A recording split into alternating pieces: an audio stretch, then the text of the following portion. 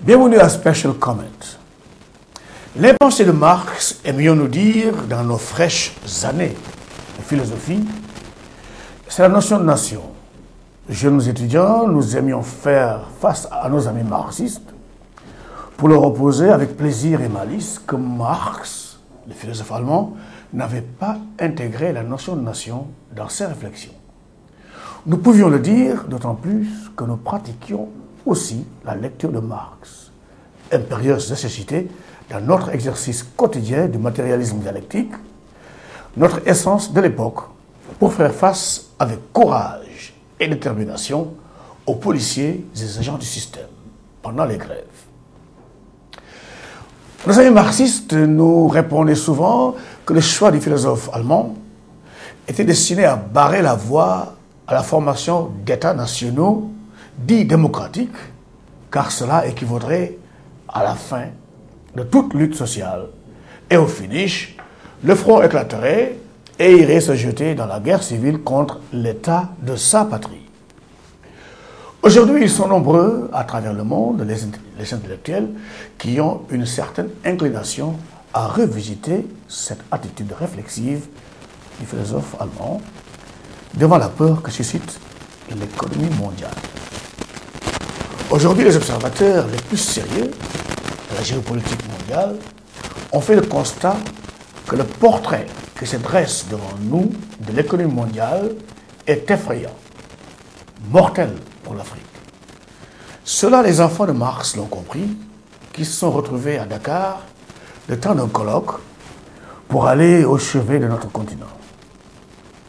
Ils étaient tous là, Robert Hue, Dansokho, Francis Wurst, les députés européens, Sémou Pategei, Ibrahim Hassen.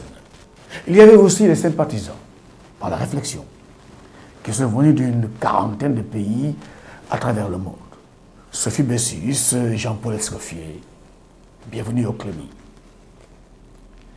Leurs réflexions de haute facture n'ont fait que me conforter dans ma conviction qu'à l'heure de la mondialisation, les intellectuels marxistes font aussi partie des meilleurs analystes de la situation de notre monde. Et à Dakar, ils ont proposé des solutions.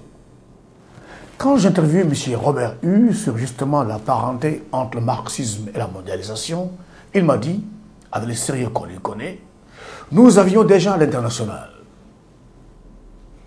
Pendant que le colloque s'est déroulé à Dakar, la récession frappait aux portes des États-Unis et la Société Générale en France était victime d'une fraude de 4,9 milliards d'euros, œuvre, nous dit-on, d'un individu.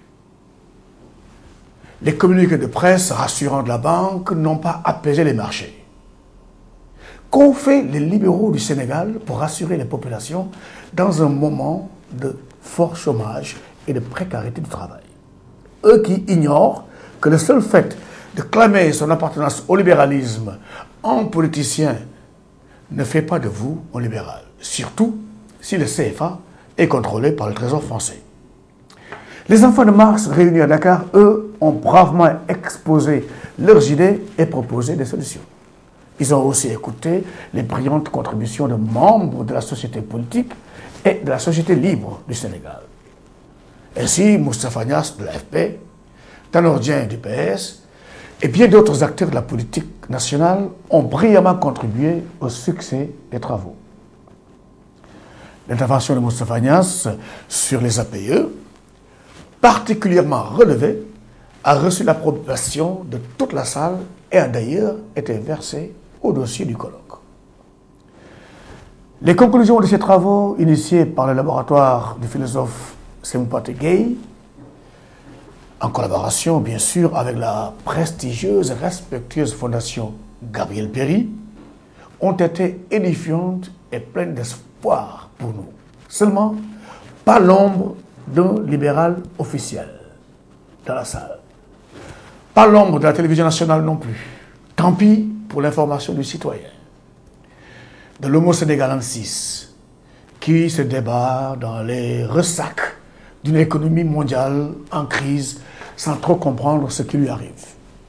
Il faudrait cependant que l'État libéral du Sénégal comprenne que les chocs financiers d'aujourd'hui n'épargneront point le Sénégal et que ce ne seront ni les images de footballeurs reçus au palais ou suivis jusqu'à leur escale du Burkina Faso par l'exécutif ou encore même les images envoyées en direct de la CAN d'une équipe qui s'est fait battre malgré tous les investissements qui lui sont consentis au détriment de l'hôpital, de la santé et de l'éducation qui régleront les problèmes des Sénégalais.